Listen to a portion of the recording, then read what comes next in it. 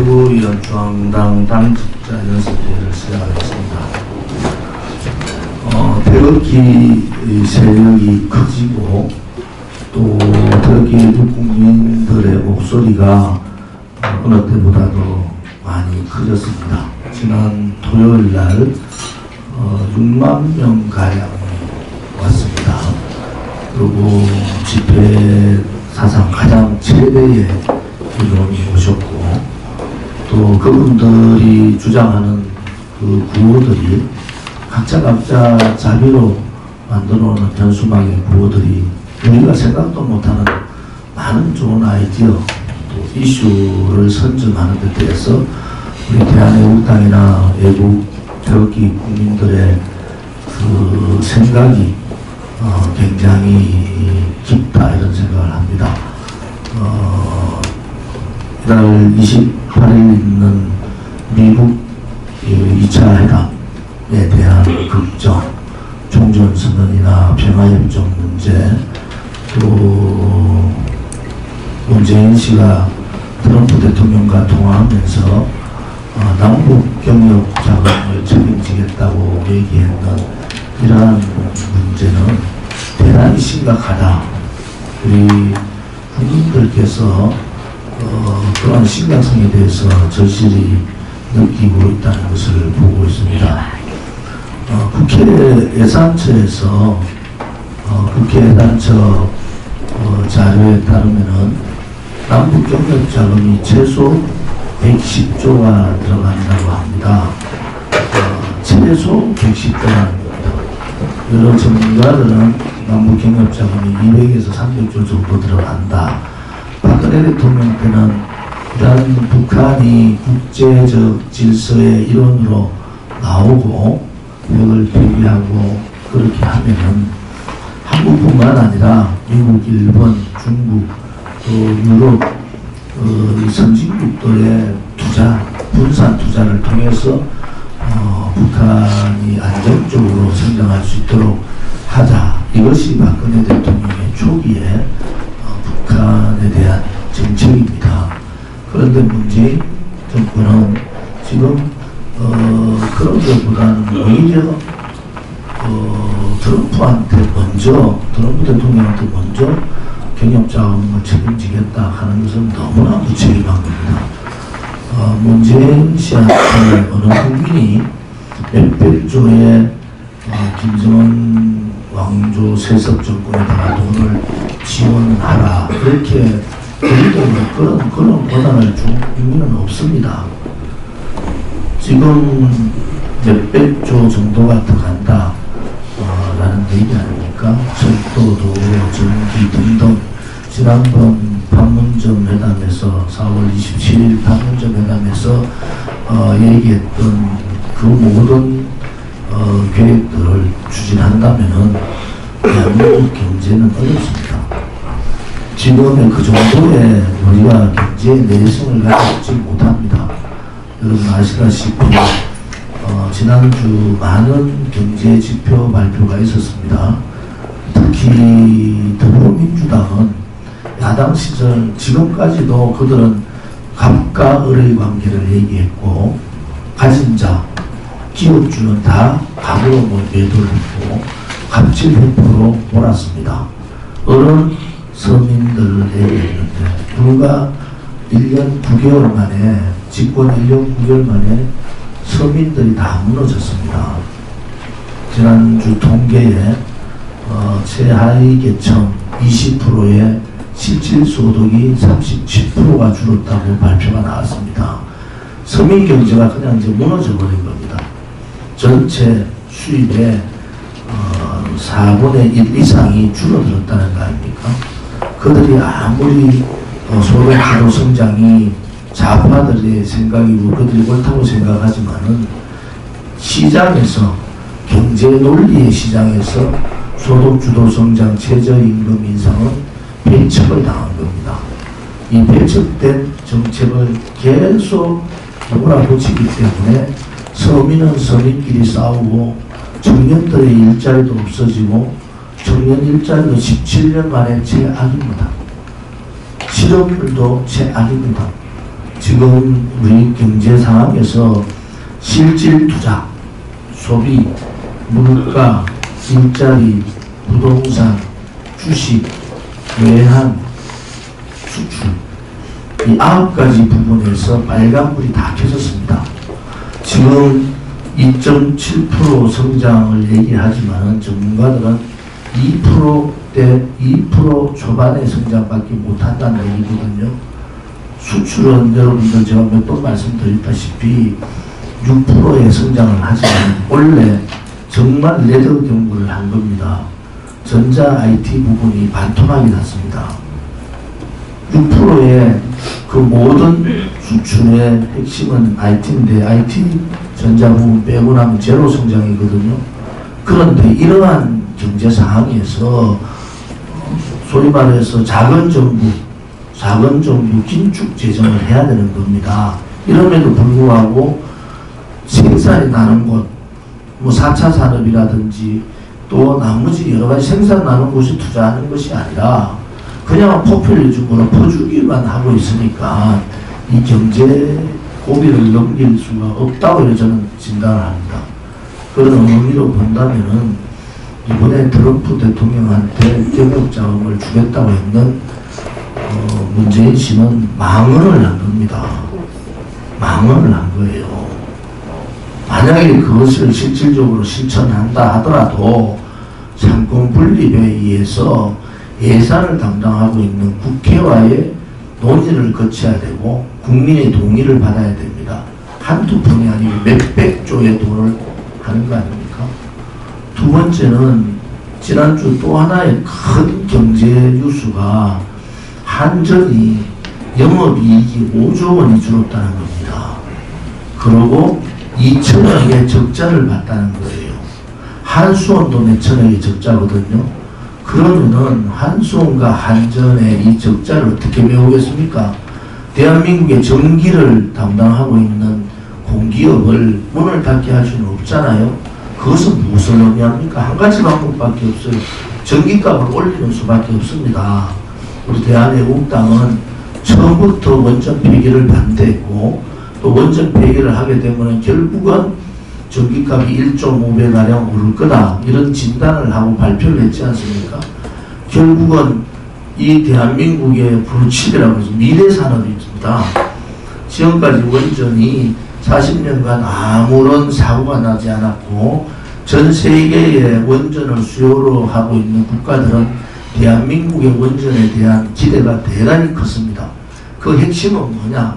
원전 기술은 대동소이한데 건설 기술이 공기를 반으로 줄일 수 있다는 장점이 있고 건설 공기를 반으로 줄이기 때문에 그만큼 수주 단가를 작게 할 수가 있는 겁니다. 이러한 아랍에미레이트에서 원전 한 주 하면 25조 정도의 수주 금액이 됩니다.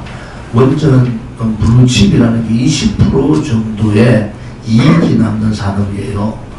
그러면은 5조 정도가 대한민국의 이익으로 남고 지금 중동을 비롯해서 유럽 여러 군데가 원전을 수요를 하고 있지 않습니까? 그런데 아무런 대책도 없이 원전 폐기해서 전기값 올리고 대한민국의 미래 산업을 막아버리고 또 원전 산업의 중요한 것은 기술자들, 제 기술자들이 지금 중국이나 중동이나 유럽으로 다 나가버렸어요. 또 원전 산업을 이끌고 갈 원전학과 학생들이 지원을 안 합니다. 폐지를 해버리고. 이것은 대한민국의 미래 산업을 죽여버리는 거 아니겠어요? 그래서 이 문재인 정권이 정말 무능하다는 것입니다.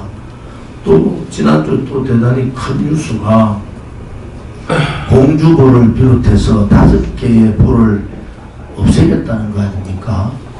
지금 여러분들 4대강 사업에 대해서는 찬반의 논리가 있습니다. 그런데 지금까지 분명한 것은 가뭄과 홍수에는 적절한 대처를 했다. 그 주변에 있는 농민들은 대단히 그 4대강 사업 혜택을 많이 보고 있어요. 실질적으로 환경 문제, 물의 문제도 이 4대강 사업 때문에 물이 나빠졌느냐? 그렇지 않다는 반론이 대단히 많습니다. 그런데 환경단체, 지금 이 이 문재인 정권에 보면은 제일 먼저 이 민노총의 요구사항 다 들어주고요. 그 다음 환경단체 지금 원전 폐기도 그 일환이고 4대강 모철고도 그 일환입니다. 그래서 이제 문재인 정권이 도대체 뭘 믿고 저러느냐. 그 주변에 보주변에 있는 농민들이 들고 일어났잖아요 지금. 아니 불을 없애면서 수만 개의 관정을 뚫어 가지고 농민들 물을 공급해 주겠다. 이게 도대체 상식이 있는 사람이 그 얘기를 할 수가 있는 겁니까? 그래서 지금 지난주 한 주 동안만도 이 경제정책의 폐해가 너무나 크다. 문재인 정권에. 그래서 우리는 이제 문재인 정권의 이 무능한 경제정책 또 정책에 대해서는 불복종해야 된다. 불복종. 대대적인 국민 불복종 운동을 하셔야 돼요. 지금 오늘 유치원연합회에서 스트라이크를 합니다. 기본 핵심은 뭐냐. 유치원연합회에 유치원장들을 다 악인으로 매도를 해버렸어요. 그리고 그 사람들이 말을 안 들으니까 자기들 말만 듣는 사람 연합회를 또 하나 만들었어요. 전형적인 좌파들이 하는 행동이에요. 그러면은 지금까지 유치원 원장들 중에 문제 있는 원장들이 있죠. 그건 법적으로 처리하면 되는 겁니다. 이게 자본주의 사회에서의 공정 경쟁의 룰에 벗어나는 거예요. 이건 대단한 심각한 문제다. 그런데 이 문제에 대해서 자유한국당이 어정쩡한 표를 보고 자꾸 얘기를 하는 거예요. 그것은 이 대한민국의 정체적인 자유민주주의 시장 경제를 벗어나는 정책에 대해서는 강력한 투쟁을 해야 되잖아. 그게 보수 정당이 해야 될 일 아닙니까? 유치원 문제 이거 대단히 심각하다. 그래서 이런 문제에 대해서 우리 당은 명확한 입장을 밝히고 지난 한 주에 언론에 나왔던 워낙 큰 이슈들이 많아서 우리 정책연구원을 중심으로 이러한 이슈에 대한 선점, 대책, 앞으로 우리가 어떻게 나아갈 것인가. 이것이 대한민국의 헌법적 가치, 우리나라의 대한민국 정체성이 벗어나느냐 마느냐. 이것의 정체성에 벗어날 경우는 강력한 투쟁을 해야 된다. 그런 말씀을 좀 드리겠습니다.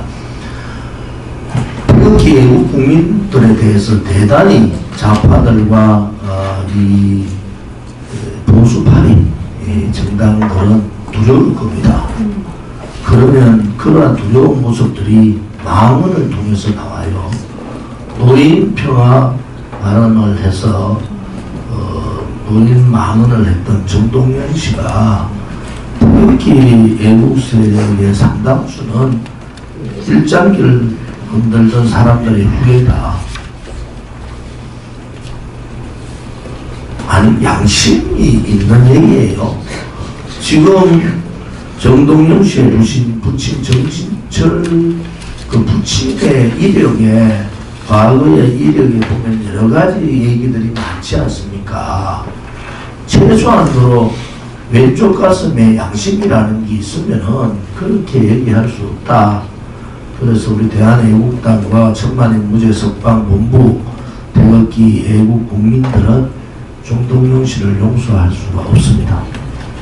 그래서 이번 집회에서부터 단체 고발 준비를 해서 조만간에 정동영 씨를 수만 명이 단체 고발하는 끝까지 법적 조치를 하겠습니다.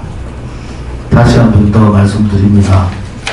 태극기 애국 국민에 대해서 비하한다든지 왜곡한다든지 건전한 비판은 저희들 받겠습니다. 그런데 허위사실을 유포하고 망언을 하면 우리 대한애국당과 애국 국민들은 바로 법적 조치를 통해서 끝까지 처벌하겠다는 것을 말씀드립니다. 더불어민주당이 가관입니다. 홍익표 의원 그 박근혜 대통령, 박정희 대통령 각하를 뭐 귀티라고 했던 사람 그 사람 아닙니까?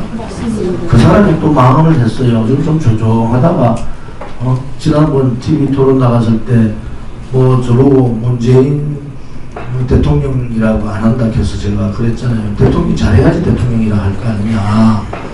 아니 대통령, 대한민국 가장 위대한 경제 발전을 시킨 박정희 대통령을 태어나서는 안 된다는 말한 사람이 그런 말 자격이 있나? 좌파들은 그런 겁니다. 자기가 했던 말 다 잊어버려요. 그들이 했던 얘기들은 다 농수에 집어넣고 또 다른 얘기를 하는 겁니다. 서른 의원이 특별히 20대 남성이 더불어민주당에 대한 지지가 낮다. 그 이유가 20대에 교육받은 시기가 이명박 박근혜 정부 시절이다. 이렇게 얘기를 했는데 참 지나가는 소가구슬 얘기를 합니다. 아니 본인들이 일자리에 지금 참사가 벌어졌잖아요. 젊은이들이 일자리를 찾으려고 하면 일자리가 없잖아요. 지금 일자리 참사 벌어지고 젊은이들의 희망이 다 꺾이고 도대체 문재인 씨를 지지했던 젊은이들이 20대가 다 돌아서는 이유가 뭔지를 진정으로 모르고 하는 소린가. 문제는 일자리지 않습니까? 포퓰리즘으로 그 사람들한테 몇십만 원 준다 해가지고 돌아올 민심이 아니고 그들한테 안정된 일자리를 주는 것이 국가가 해야 될 일인데 기존 있던 일자리마저도 뺏어버린 상황이 되어버리지 않습니까? 그 다음에 인터넷을 장악하기 위해서 모든 청년권을 야동 보는 사람 비슷하게 몰고 갔잖아요. 도대체 이런 비상식적인 정책을 쓰고 있으니까 20대들이 돌아선 건데 그것을 이명박 박근혜 정부 때 교육을 잘못했다. 아니 그 교육은 정교조에서 주로 한 거 아닌가요? 정교조에서 주로 교육에 앞장서서 한 거 아닙니까? 뭔가 자기들의 잘못을 듣더라도 논리에 맞아야 되고 국민 정서에 맞아야 되지 않습니까? 국민들이 그것을 보면서 전부 다 웃음을 자아낼 수 있는 코미디를 하고 있다. 그 또한 문제가 심각하다 이런 말씀을 드리고요. 지금 더불어민주당, 민평당 등이 22일 날 5.18을 폄훼하는 사람, 비방, 왜곡, 말조하거나 허위사실을 유포한 사람에 대해서 7년 이하의 징역이나 7천만 원의 벌금으로 처벌한다는 법안을 제출했습니다. 양심의 자유, 언론 출판의 자유를 보장하고 있는 대한민국 헌법을 정면으로 위배하면서까지 북한 김정은 정권에서는 법안 악법을 만들겠다고 하는데 대한민국은 헌법을 개정하기 전까지는 자유민주주의 국가입니다. 자유민주주의 국가의 정당답게 행동을 하면 좋겠다. 5.18에 대한 부분은 5.18 순수 유공자에 대한 부분의 명예는 저희들도 존중하고 있습니다. 그래서 5.18 유공자, 5.18 유공자, 가유공자라는 명칭이 있어요. 이분들을 공개적으로 유공자 명단을 공개하는 것이 5.18 실질 유공자에 대한 명예를 살리는 길이다. 제가 그래 보고 있고요. 대한애국당 그런 입장입니다. 그리고 5.18 유공자에 대한 혜택이 여러 가지로 지금 얘기들이 난무하고 있으니까 그 혜택이 도대체 어디까지인가? 이걸 정확하게 밝혀달라. 그리고 많은 국민들의 생각은 5.18 유공자니까 이 또한 보훈처에서 모든 심의를 한다 이렇게 알고 있어요. 그런데 5.18 유공자는 그렇지 않습니다. 광주시에서 하기 때문에 그 광주시에서 1차로 하고 마지막 최종을 보훈처 심의, 유공자 심의위원회를 거쳐라 하는 것이 우리 대한애국당의 입장이다. 그런 입장을 분명히 말씀드리겠습니다.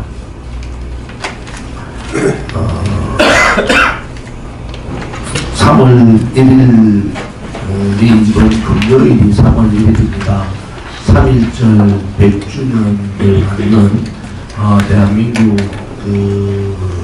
외국 지사들 또 우리의 선배님들이 일제의 탄압에 항거하고 무너져버린 우리나라의 주권 회복을 위해서 처절하게 투쟁했던 날입니다. 수많은 분들이 태극기를 들고 3.1절 투쟁에 참여를 하셨고 그 항거에 많은 분들이 목숨을 잃었습니다. 오늘 신문 봤더니 각 도별로 참가했는 숫자, 그 다음에 참가 인원수, 그 3.1절 항거, 일제 압제에 항거하면서 돌아가신 분들, 이분들의 뜻을 이번 100주년 되는 우리 대한민국에서 그분들의 고귀한 뜻을 좀 받들어야 되겠다 하는 생각을 합니다. 특히 지금은 우리가 한 번도 경험하지 못한 좌파 독재 정권입니다. 그 또한 대한민국의 자유민주주의 체제가 아닌 사회주의, 민중민주주의, 반미주의자들로 구성된 좌파 독재라서 우리가 이 독재 정권의 잘못된 반자유주의, 자유민주주의, 반시장경제의 횡포, 독선, 이 오만을 막는 그러한 100주년 3.1절이 됐으면 합니다. 질주하는 좌파의 열차를 막을 수 있는 것은 오로지 대한민국 국민밖에 없습니다. 국민만이 이 폭주하는 대한민국의 열차를 막을 수가 있습니다. 국민들께서 힘드신 줄 알지만은 삶의 힘드심을 3월 1일 오후 1시 서울역으로 다 모이셔서 이 문재인 정권의 폭주 열차를 막을 수 있도록 힘을 쏟아주시기를 부탁드리고 힘을 보태주실 것을 간곡히 부탁을 드립니다. 내일 화요일이죠. 내일 강릉에서 저희들 110차 태극기 집회가 오후 2시입니까? 1시에 강릉에서 열립니다. 많은 분들의 참여를 기대하겠습니다.